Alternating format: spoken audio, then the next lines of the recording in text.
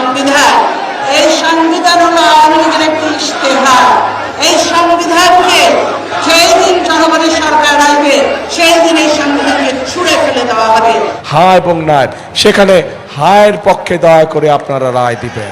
মনে রাখতে হবে, একটা গুলি করার পর আরেকটা লড়ে না, তারা আবার গুলি ধারণ করে বলবে বুকের ভিতর তুমুল ঝড়, যত পারো গুলি কর। যেমন আগে নেমেছি এখন আবার নামবো এবং ইনশাআল্লাহ জনগণের এই দাবি আমরা আদায় করে ছাড়বো ইনশাআল্লাহ। গণভোট ও জুলাই সনদ বাস্তবায়ন সহ সরকার পতনের এক দফা দাবিতে রাজধানীতে বিক্ষোভ সমাবেশ করবে 11 দলীয় জোট। গুলশানে জোটের শীর্ষ নেতাদের বৈঠক শেষে এই তথ্য জানান 11 দলীয় জোটের মুখপাত্র হামিদুর রহমান আজাদ। তারেককে চরম হুঁশিয়ারি দিয়ে সংসদ ছেড়ে রাজপথে নামলেন 11 দলীয় জোট। সব ফয়সালা এইবার রাজপথেই হবে। জাতীয় সংসদ ভবন কি তবে এখন গণতন্ত্রের কফিন তৈরির কারখানা? 70% মানুষের গণভোটের রায়কে কি তবে সুকৌশলে ফাইল চাপা দিয়ে হত্যার নীল নকশা চূড়ান্ত হয়ে গেছে পর্দার আড়ালে? গণভোট নিয়ে সরকারের টালবাহানা, প্রবাসীদের রেমিট্যান্স শাটডাউনের কঠোর হুঁশিয়ারি এবং বিরোধী দলের লাগাতার ও সর্বাত্মক আন্দোলনের হুমকিতে বর্তমান ক্ষমতাসীন দল বিএনপির পতনের ঘণ্টা বাজতে শুরু করেছে। রাজনীতির মাঠে সবচেয়ে বড় বেইমানির চিত্রটা বোধহয় এমনই হয়। নির্বাচনের আগে জাতির সামনে দেয়া নিজেদের ঐতিহাসিক 31 দফার একেবারে প্রথম দফাটায় এবার অবলীলায় লঙ্ঘন করতে যাচ্ছে ক্ষমতাসীন বিএনপি সরকার। দর্শক, জনগণের রায় গণভোটকে সংসদে সরাসরি বাতিল ঘোষণা করায় বিএনপি সরকার নিজের পতন নিজেরাই ডেকে এনেছে। কারণ নির্বাচনের আগে জুলাই জাতীয় সনদ বাস্তবায়ন এবং গণভোটের পক্ষে তারা থাকলেও নির্বাচনের পরে তারা সরাসরি এটার বিরোধিতা এবং এটার বিরুদ্ধে অবস্থান করতেছে। তারা তাদের ক্ষমতাকে স্থায়িত্ব করার জন্য সংবিধানের দোহাই দিয়ে এই গণভোট ও জুলাই জাতীয় সনদের বিরুদ্ধে অবস্থান নেওয়ায় জামাত এবং 11 দলীয় ঐক্যজোট তারা সংসদ ছেড়ে এবার রাজপথে কঠোর আন্দোলনের হুঁশিয়ারি দিয়েছে। দর্শক, এই জামাত সহ 11 দলীয় ঐক্যজোটের কঠোর আন্দোলনে এবার ভয়াবহ চাপের মধ্যে এবং বিপদে পড়তে যাচ্ছেন এই বিএনপি সরকার। দর্শক, এই বিষয়ের কিছু অংশ ভিডিওর শুরুতে শিরোনামে আপনারা দেখেছেন, বিস্তারিত পুরো ভিডিও জুড়ে। তার আগে আমার একটা অনুরোধ, যারা আমার চ্যানেলে নতুন আসছেন চ্যানেলটি সাবস্ক্রাইব করে অল ক্লিক করে বেল আইকনটি বাজিয়ে দিন। দর্শক, বিএনপি সরকার পতনের দ্বার প্রান্তে চলে গেছেন, সেটা আমরা দেখব। সেটা দেখার আগে চলুন দেখে আসি জনগণের আশা আকাঙ্ক্ষা এবং এই গণভোটকে সরকার এটার বিরোধিতা করার কারণে নেতাকর্মীরা এবং জনগণ এ সম্পর্কে কি প্রতিক্রিয়া জানিয়েছেন সেটা আমরা দেখে এরপরে ওই বিষয়টি দেখব। দর্শক, ভিডিওটা অত্যন্ত গুরুত্বপূর্ণ, তাই ধৈর্য ধরে কি লাইক এবং পুরো ভিডিওটা শেষ পর্যন্ত দেখতে থাকুন। রাজনীতির মাঠে সবচেয়ে বড় বেইমানির চিত্রটা বোধহয় এমনই হয়। নির্বাচনের আগে জাতির সামনে দেয়া নিজেদের ঐতিহাসিক 31 দফার একেবারে প্রথম দফাটায় এবার অবলীলায় লঙ্ঘন করতে যাচ্ছে ক্ষমতাসীন বিএনপি সরকার। আর জনরায়ের সাথে সরকারের এই চরম বিশ্বাসঘাতকতার কড়া জবাব দিতেই এবার চূড়ান্ত লড়াইয়ের ডাক দিয়েছে বাংলাদেশ জামায়াতে ইসলামী এবং তাদের মিত্র জোটগুলো। সরকারের সব টাল বাহানা আর আইনি মারপ্যাচের জবাব দিতেই আজ থেকেই সরাসরি রাজপথে নামছে বিরোধী দল। তবে সরকারের জন্য সবচেয়ে বড় এবং ভয়াবহ অশনি সংকেত হলো জুলাই সনদ এবং গণভোটের এই দাবি অবিলম্বে আদায় না হলে পতিত স্বৈরাচারের আমলের মতো এবারও দেশে আসতে পারে চরম ধ্বংসাত্মক রেমিটেন্স শাটডাউনের মতো কঠোর ঘোষণা। নিজেদের পাতা ফাঁদে আটকে গিয়ে বিএনপি কি এবার খাদের কিনারায়? রাজপথে জামায়াতের এই বিধ্বংসী রূপ কি নতুন সরকারের পতন ডেকে আনবে? চলুন জেনে নিই দেশের রাজনীতির এই মুহূর্তের সবচেয়ে চাঞ্চল্যকর এবং উত্তপ্ত খবরগুলোর বিস্তারিত। 2026 সালের ত্রয়োদশ জাতীয় সংসদ যেন পরিণত হয়েছে এক চরম রাজনৈতিক সংঘাত এবং টানাপোড়েনের কেন্দ্রবিন্দুতে। সদ্য গঠিত বিএনপি সরকারের জন্য এবার সবচেয়ে বড় অশনি সংকেতটি বেজে উঠল খোদ সংসদের ভেতর থেকেই। কারণ যে নজিরবিহীন গণ অভ্যুত্থান এবং জুলাই সনদের উপর ভিত্তি করে নতুন এই বাংলাদেশের স্বপ্ন রচিত হয়েছিল, আজ সেই সনদের বাস্তবায়ন এবং গণভোটের ঐতিহাসিক রায় নিয়েই সরকার এবং বিরোধী দলের মধ্যে তৈরি হয়েছে এক দুস্তর ব্যবধান। আর এই ব্যবধানের চূড়ান্ত পরিণতি হিসেবে গত বুধবার 1 এপ্রিল বিকেল 5:30টার দিকে সংসদ থেকে আনুষ্ঠানিকভাবে ওয়াকআউট করেছে বাংলাদেশ জামায়াতে ইসলামী এবং জাতীয় নাগরিক পার্টি বা এনসিপির নেতৃত্বাধীন 11 দলীয় জোট।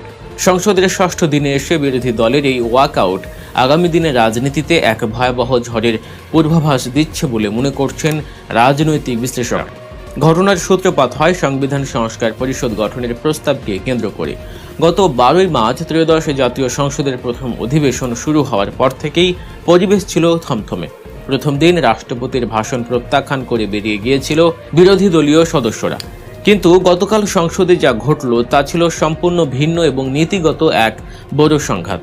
জানা যায়, সংবিধান সংস্কার পরিষদের অধিবেশন আহ্বানের প্রশ্নে সংসদে দীর্ঘক্ষণ আলোচনা চললেও সরকার এবং বিরোধী দলের মধ্যে বিষয়টি কোনোভাবেই নিষ্পত্তি হয়নি।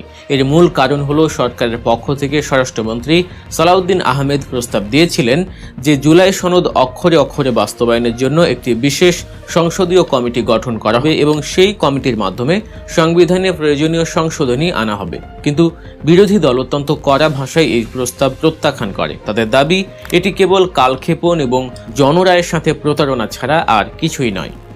বিরোধী দল স্পষ্ট ভাষায় জানিয়ে দিয়েছে যে সদ্য সমাপ্ত গণভোটে দেশের 70% মানুষ কেবল সংবিধান সংশোধনের জন্য রায় দেয়নি, বরং তারা রায় দিয়েছিল সংবিধানের আমূল সংস্কারের পক্ষে। জুলাই সনদের অঙ্গীকার অনুযায়ী এই সংস্কার হতে হবে দ্রুত এবং কার্যকর, কিন্তু বিএনপি সরকার এখন আইনি জটিলতার দোহাই দিয়ে সেই আমূল পরিবর্তন থেকে সরে আসতে চাইছে। জামায়াত নেতাদের মতে বিএনপি তাদের পুরনো চারিত্রিক বৈশিষ্ট্যে ফিরে যাচ্ছে এবং ক্ষমতার মোহে অন্ধ হয়ে জনগণের আকাঙ্ক্ষাকে পদদলিত করছে। অধিবেশন থেকে ওয়াকআউট করার পর গত সন্ধ্যায় সংসদের মিডিয়া সেন্টারে আয়োজিত এক জরুরি প্রেস ব্রিফিংয়ে বর্তমান সদস্যদের প্রধান বিরোধী দলীয় নেতা এবং বাংলাদেশ জামায়াত ইসলামীর আমির ডাক্তার শফিকুর রহমান সরকারের এই টালবাহানার বিরুদ্ধে চরম হুঁশিয়ারি উচ্চারণ করেন।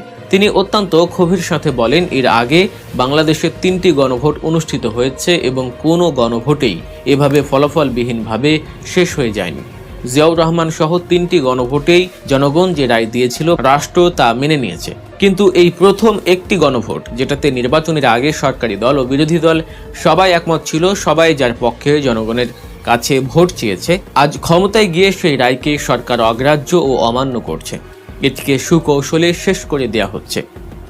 জামায়াত আমিরের মতে কার্যত জনগণের চূড়ান্ত অভিপ্রায়কে লঙ্ঘন করা হচ্ছে। তিনি আরও বলেন, তারা সরকারের এই টাল বাহানা কোনোভাবেই মেনে নেবেন না। কেবল জনগণের অভিপ্রায়ের প্রতি সম্মান জানাতেই তারা সংসদ থেকে ওয়াকআউট করতে বাধ্য হয়েছেন।